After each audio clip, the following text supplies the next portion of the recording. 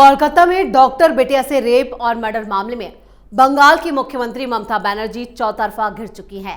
एक तरफ जहां मुख्य विपक्षी पार्टी बीजेपी और सीपीएम प्रशासन की लापरवाही को मुद्दा बनाकर बंगाल सरकार से इस्तीफा मांग रही है, वहीं दूसरी तरफ उनकी पार्टी के नेता और सहयोगी कांग्रेस भी ममता सरकार पर हमलावर है। हालांकि ये पहली बार नहीं है जब किसी मुद्दे पर बंगाल सरकार की इतनी फजीयत हो रही है। पहले भी संदेश खाली केस, आसनसोल हिंसा जैसे बड़े मुद्दों पर ममता बनर्जी बैकफुट पर रह चुकी हैं।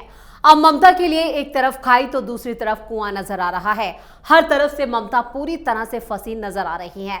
क्या राजनीति में खुद को माहिर खिलाड़ी मानने वाली ममता की राजनीति के दिन अब लदने वाले हैं? इसी पर विस्तार से चर्चा करेंगे अपनी इस स्पेशल स्टोरी में। नमस्कार, मैं हूं परवीन शेख, आप देख रहे हैं कैपिटल टीवी की स्पेशल स्टोरी।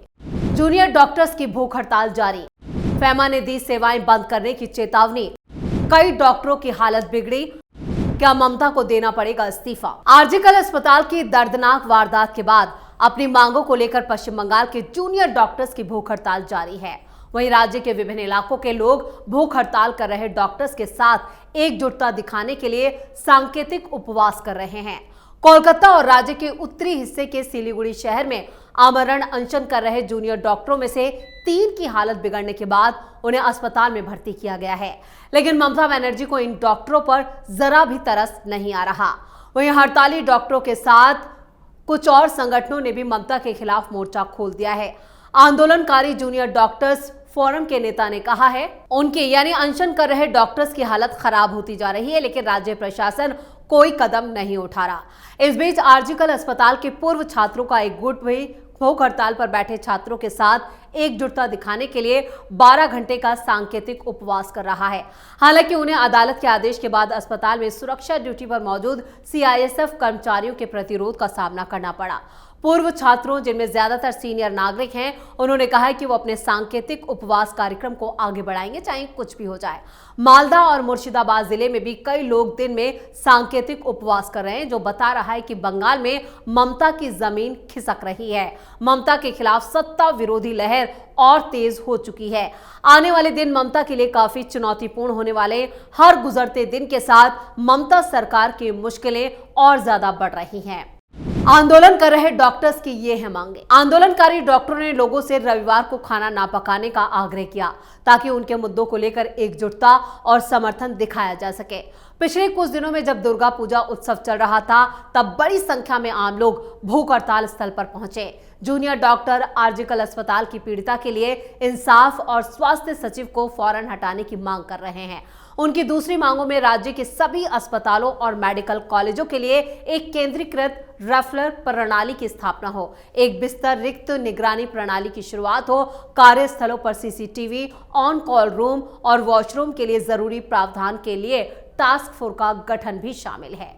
फेमा ने दी चेतावनी। डॉक्टर्स की भूख हड़ताल की शुरुआत 5 अक्टूबर को हुई थी, जो 2 चरणों में करीब 50 दिनों के काम बंद के बाद शुरू हुई। शुक्रवार को भारतीय चिकित्सा संघ यानी आईएमए ने पश्चिम बंगाल के मुख्यमंत्री ममता बनर्जी से स्थिति बिगड़ने से पहले हस्तक्षेप करने की मांग की। निजी अस्पतालों के डॉक्टरों ने आंदोलन कर रहे जूनियर डॉक्टरों के साथ एकजुटता दिखाते हुए पश्चिम बंगाल में 14 अक्टूबर से 48 घंटे के लिए आंशिक रूप से काम बंद करने का भी आह्वान किया।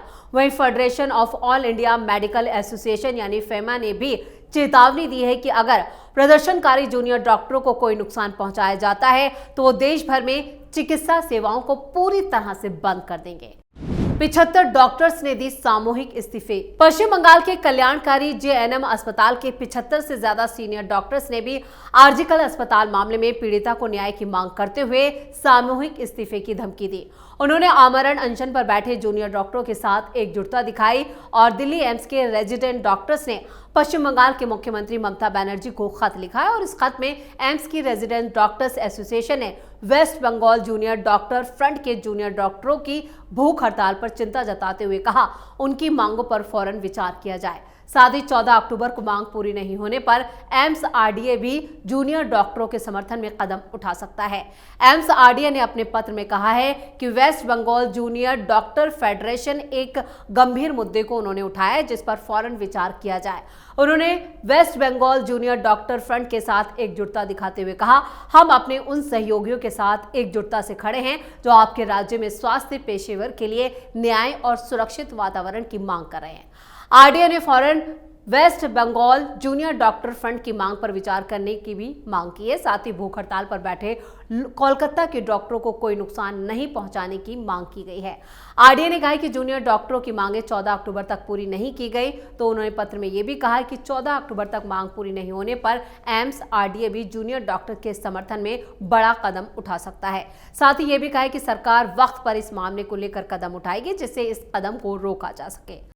कोलकाता केस में सीबीआई पर सवाल। वेस्ट बंगाल सरकार ने शनिवार को कहा कि सरकारी अस्पतालों के डॉक्टरों का सामूहिक इस्तीफा कानूनन नहीं है। इसे सेवा नियमों के अनुसार व्यक्तिगत रूप से पेश किया जाना चाहिए। सरकारी अस्पतालों में कई डॉक्टरों ने सामूहिक रूप से हस्ताक्षरित इस्तीफा सरकार को सौंपा, जिसमें कोलकाता के आर्जिकल मेडिकल कॉलेज अस्पताल में हुए रेप मर्डर केस के लिए फौरन न्याय की मांग की गई, जिसे लेकर कई जूनियर डॉक्टर आमरण अनशन पर बैठे हैं।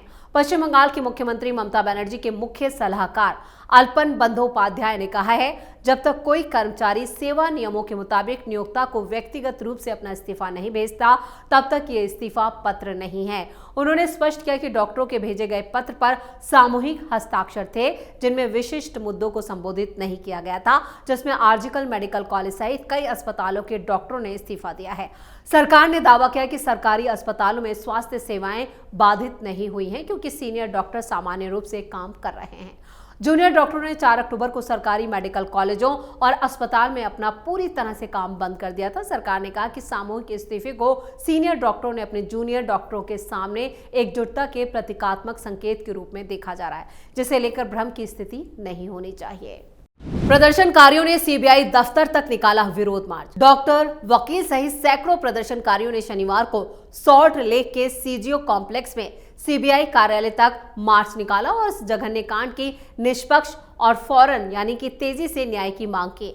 प्रदर्शनकारियों ने सीबीआई पर हैरानगी जताते हुए कहा, क्योंकि केंद्रीय जांच एजेंसी की चार्जशीट में व्यवहारिक रूप से कोलकाता पुलिस की जांच में जो लापरवाही बरती गई है उसकी पुष्टि नहीं की गई, जिसमें संजय रॉय को सिर्फ एकमात्र अपराधी के रूप में पहचाना गया है।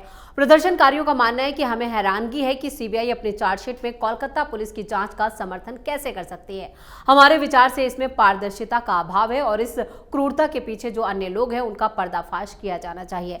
पुलिस ने सीजीओ कॉम्प्लेक्स में सीबीआई कार्यालय के पास आने वाली सड़कों पर भी बैरिकेड्स लगा दिए थे। प्रदर्शनकारियों के ज्ञापन सौंपने के लिए सीबीआई कार्यालय में जाने की अनुमति दी गई। सीबीआई ने चार्जशीट में संजय राय को बताया है आरोपी। आपको बता दें कि इस केस की जांच कर रही सीबीआई ने चार्जशीट फाइल कर दी और इस चार्जशीट में एक्सक्लूसिव डिटेल जो पता चली है उसमें कहा गया है कि सिविक वॉलंटियर संजय रॉय ने ही इस वारदात को अंजाम दिया। पीड़िता की डेड बॉडी से लिए गए सीमेंस के सैंपल्स को जांच के लिए सेंट्रल फॉरेंसिक साइंस लेबोरेटरी भेजा गया था, जिससे पता चला है कि सीमेंस संजय रॉय का ही है जो इस वक्त सीबीआई की गिरफ्त में है। सीबीआई ने दावा किया है कि सीएफएसएल रिपोर्ट भी इस बात की पुष्टि करती है कि सीमेंस संजय रॉय का है। चार्जशीट के मुताबिक कई भौतिक साक्ष्य, परिस्थितियां और जो सबूत मिले हैं और फोरेंसिक रिपोर्ट के मुताबिक ये साबित होता है कि इस वारदात को संजय रॉय ने ही अंजाम दिया और इस घटना के 24 घंटे के भीतर ही कोलकाता पुलिस ने उसे गिरफ्तार कर लिया था। इस चार्जशीट में यह भी कहा गया है कि 9 अगस्त को क्राइम सीन से मिले छोटे बालों को जांच के लिए फोरेंसिक लैब भेजा गया था। रिपोर्ट में ये बाल संजय रॉय के बताए गए और इस तरह से देखा जाए तो जो बात कोलकाता पुलिस ने करीब 2.25 महीने पहले कही थी, ठीक वही बात पूरे 58 दिनों बाद अब सीबीआई कह रही है। आर्जिकल अस्पताल की ट्रेनी जूनियर डॉक्टर के साथ 9 अगस्त की सुबह जो कुछ हुआ उसकी जो कहानी अगले दिन यानी 10 अगस्त को कोलकाता पुलिस ने सुनाई थी, ठीक वही कहानी 58 दिन बाद अब सीबीआई भी सुना रही है।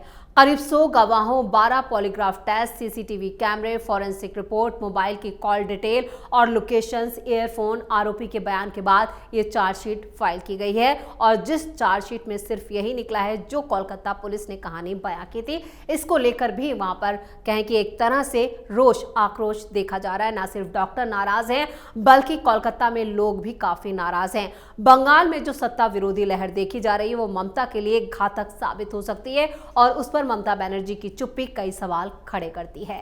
स्पेशल स्टोरी में इतना ही। वीडियो कैसा लगा कमेंट करके अपनी राय जरूर दें। वीडियो को लाइक करें, शेयर करें और कैपिटल टीवी को सब्सक्राइब जरूर करें। नमस्कार।